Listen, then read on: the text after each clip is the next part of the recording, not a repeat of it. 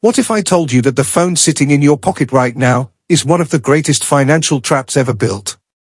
Not because it's bad, but because it's so good that Apple designed it that way on purpose. Apple is the most valuable company in the history of human civilization.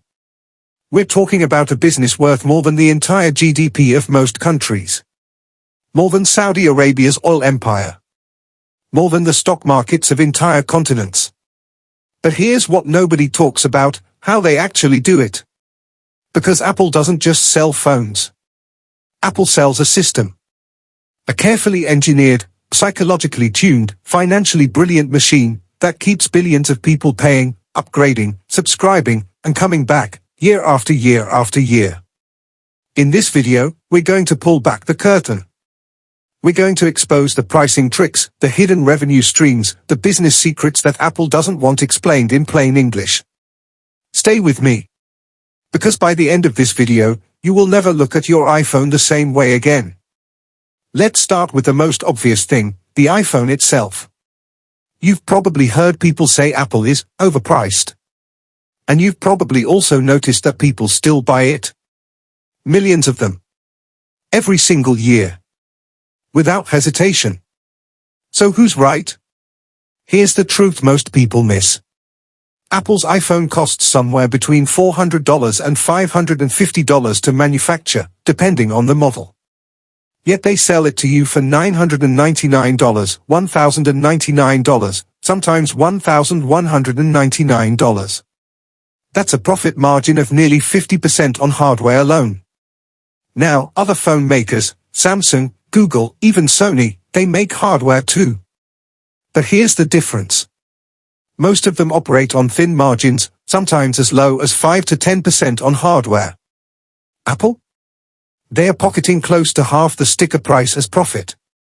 But here's the shocking part, hardware is no longer Apple's most important business. That's right. The iPhone, the Mac, the iPad, all of it, is slowly becoming secondary to something far more powerful. And we'll get to that in just a moment. First, let's talk about why Apple can charge what it charges, and why millions of people feel good about paying it. It all comes down to one word, perceived value. Apple doesn't just sell you a phone. They sell you an identity.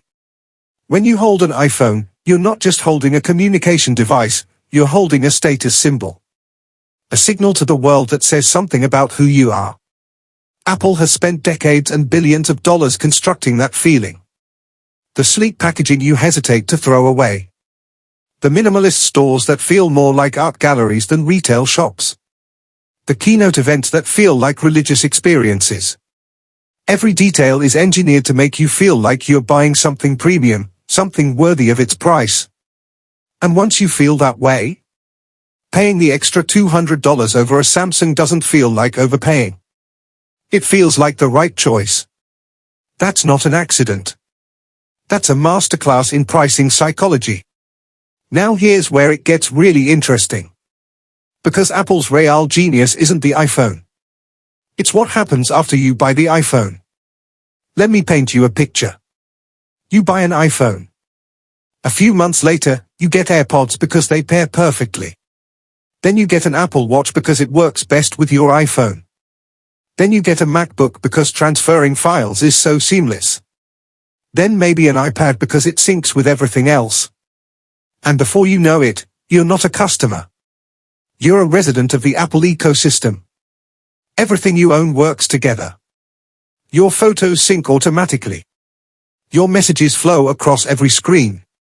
Your passwords, your calendar, your health data, all of it living inside Apple's world. And here's where Apple's dark genius truly shows itself. Leaving is almost painful. Think about it.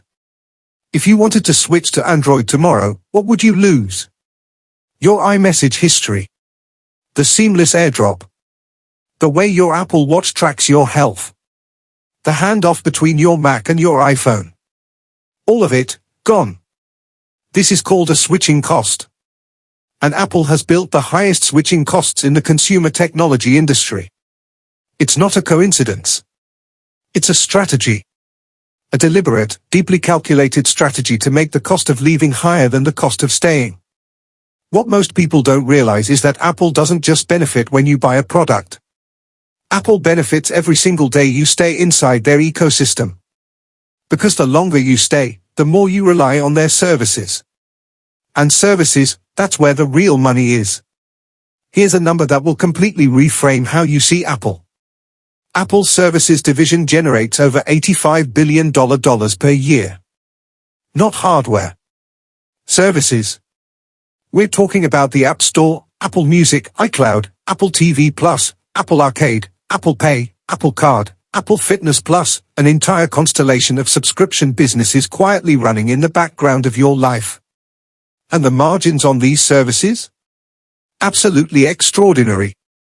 While hardware margins hover around 36 to 40%, Apple services margins are believed to be north of 70%. Think about that. For every dollar you spend on Apple Music or iCloud storage, Apple keeps 70 cents as profit. There's no factory to run. No supply chain to manage. No shipping costs.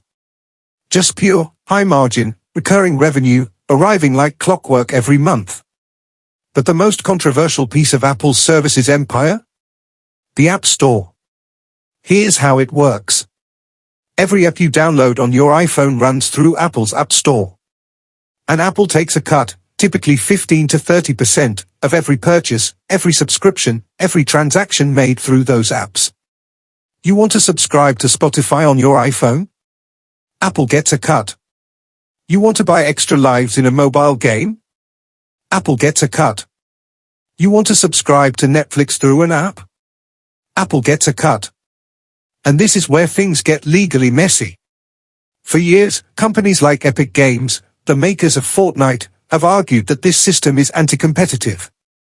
That Apple is essentially running a monopoly on how software reaches iPhone users. Epic actually sued Apple over this, and the legal battle played out in courtrooms across multiple continents. Regulators in Europe agreed. Under new laws, Apple was forced to allow alternative app stores on iPhones in Europe. A massive change for a company that had controlled its platform with an iron fist for nearly 2 decades. But here's the thing, Apple didn't just quietly comply. They introduced new fee structures that critics called a revenge tax on developers who tried to use alternative distribution methods. The fight is far from over. And then there's something even more hidden. Something most iPhone users have no idea exists. What if I told you that Apple, the company that brands itself as the champion of privacy, the defender of your personal data, receives billions of dollars every year from Google? In exchange for what? Making Google the default search engine on Safari. That's it. Every time you open Safari on your iPhone, iPad, or Mac and type something into that search bar, Google is there. Not because Apple chose Google because it's the best option, but because Google pays Apple somewhere between $18 and $20 billion per year for that privilege. Let that sink in for a moment. Apple earns more from its deal with Google than most companies earn from their entire business operations. But here's what makes this genuinely fascinating, and a little uncomfortable. Apple has spent years telling you that privacy is a core value. That they are fundamentally different from companies like Google, which profits from your personal data. And yet, Apple's single largest services revenue source is a payment from Google, the world's largest data collection and advertising company, specifically to ensure that Google can continue profiling iPhone users through their search behavior. This arrangement has now come under serious scrutiny from the U.S. Department of Justice, which has argued in antitrust proceedings that this deal suppresses competition in the search market and should potentially be unwound. If a court ever orders Apple to end this arrangement, Apple loses billions in pure profit overnight. It would be one of the most significant financial shocks the company has ever faced. This is one of Apple's darkest secrets, sitting right there in plain sight, in the search bar you use every single day. Now let's talk about something that makes people genuinely angry. You've probably experienced this yourself. You buy a new iPhone. It runs perfectly for the first year or two. Then, a couple of years in, your phone starts feeling slower. Apps take longer to open. The battery drains faster. Things just feel sluggish.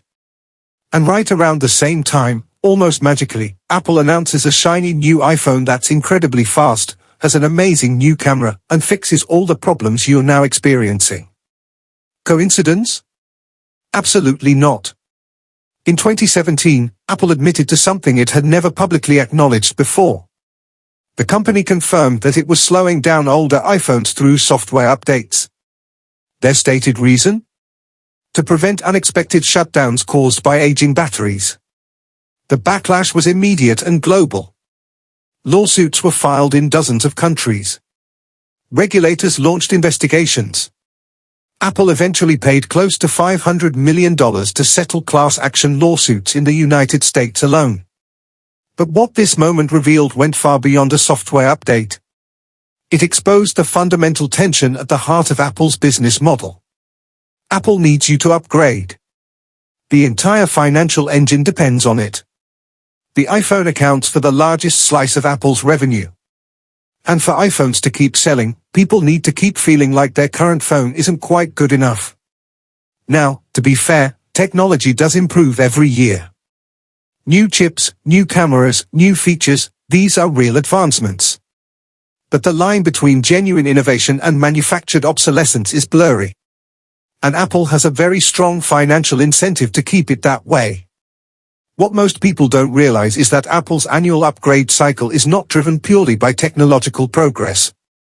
It is a carefully choreographed marketing and engineering event designed to generate maximum desire and maximum revenue.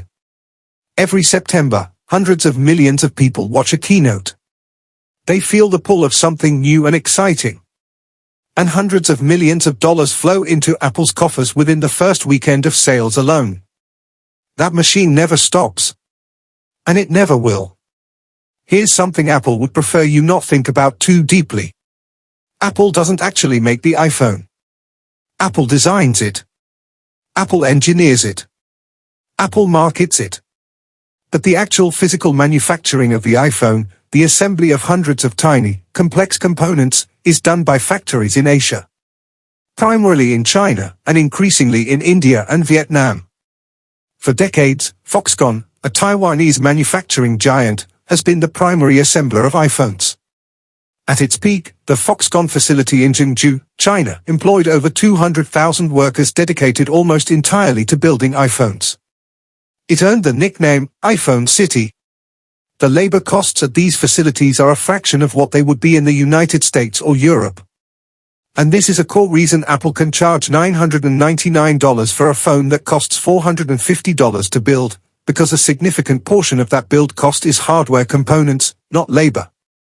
Now, this arrangement has come under scrutiny for years, over working conditions, over wages, over the sheer scale of human labor behind a device that presents itself as magical and effortless.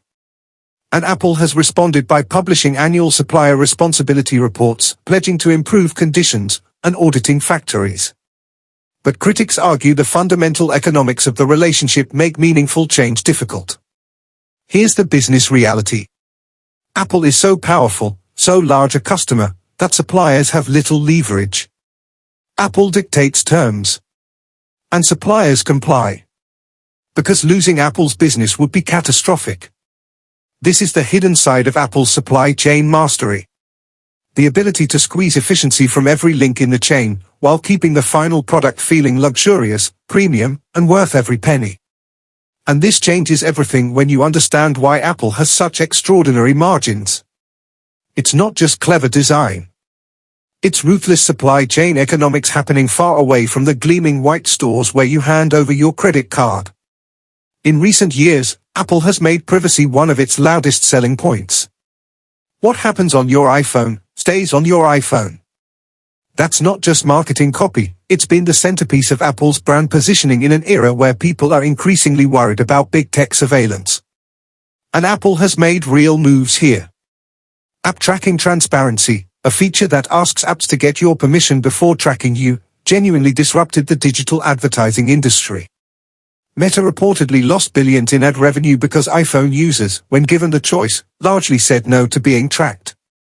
But here's the fascinating complexity underneath that privacy message. Privacy, for Apple, is both a genuine value and a competitive weapon. By positioning itself as the privacy-respecting alternative to Google and Facebook, Apple attracts users who distrust those platforms. And those users spend money inside Apple's ecosystem, on devices, on apps, on subscriptions. Meanwhile, Apple's own advertising business, called Apple Search Ads, is growing rapidly. When you search the App Store, the first result is often a paid advertisement. Apple is building an ad business. It just happens to be an ad business that doesn't rely on the same kind of cross-app tracking it shut down for competitors. The result? Apple's privacy stance may have actually made Apple's own ad platform more valuable, because it reduced the targeting capabilities of competitors while preserving Apple's own access to first-party data within its ecosystem. Brilliant. Or deeply ironic? Probably both. So let's bring it all together. Apple is not just a technology company. Apple is a system. A finely tuned business machine that operates on multiple levels simultaneously: hardware, services, ecosystem lock-in, psychological pricing, supply chain dominance, and strategic branding. The iPhone is the entry point. But once you're in, the real game begins. Subscriptions. Services. Upgrades. An entire digital life built inside walls that Apple controls. The Google deal. The App Store fees. The ecosystem that makes leaving almost unthinkable. The manufacturing empire hidden behind a premium facade. The privacy brand that doubles as a competitive moat. None of this makes Apple evil. In fact, understanding it makes you realize just how extraordinary this company truly is. Apple has managed to be loved by billions of people while operating one of the most sophisticated business models in the history of capitalism. But here's the most powerful takeaway from everything we've covered today. Apple's greatest product isn't the iPhone. It isn't the Mac. It isn't even the services empire generating $85 billion a year. Apple's greatest product is you. Your loyalty. Your trust. Your willingness to stay inside their world, and pay for the privilege, year after year. Now that you know the system, you get to decide how you want to play it. If you found this video genuinely eye-opening, hit that subscribe button. Every week on iProfit Insights, we pull back the curtain on how the world's biggest smartphone companies really make their money. Because understanding the game is the first step to winning it.